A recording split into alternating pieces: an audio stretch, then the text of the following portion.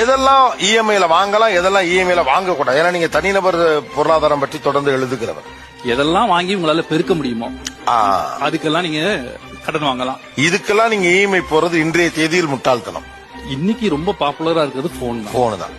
நீங்க மொபைல் போனை பொறுத்த வரைக்கும் இஎம்ஐ போகவே கூடாது. காரு, வீட்டுல வாங்குற நம்ம வாஷிங் மிஷினு, டிஷ் வாஷரு, அப்புறம் இந்த ரெஃப்ரிஜிரேட்டர், டிவி எதுவுமே நீங்க கடன்ல வாங்கக்கூடாது.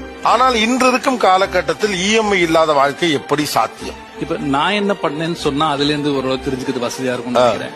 கடன்ல இருந்து ஃபுல்லா வெளியே வந்த பிறகு நான் தீர்மானமா கடன் இனிமேல வாங்கக்கூடாது அப்படின்னு முடிப்பேன். அப்ப அதுக்கு என்ன சாத்தியங்கள் இருக்கு அப்படின்னு அப்ப எனக்கு மாசம் சம்பளம்னு ஒன்று வருது. நான் வேலைக்கு தான் போயிட்டு இருக்கேன். வேலைக்கு மாசம் சம்பளம்னு ஒன்று வருது.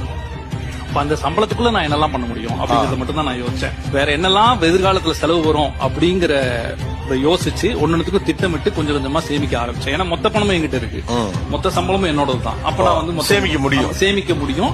கடன் வச்சுட்டு சேமிக்க முடியாது. அப்ப கொஞ்சம் கொஞ்சமா நான் சேமிக்க ஆரம்பிச்சேன். மனநிலையில ஒரு மாற்றம். கடன் வாங்கி எதையும் சமாளிக்கலாங்கிற மனநிலையில இருந்து கடனே வாங்கக்கூடாது அப்படிங்கிற ஒரு மனநிலைக்கு ஒரு ஷிஃப்ட்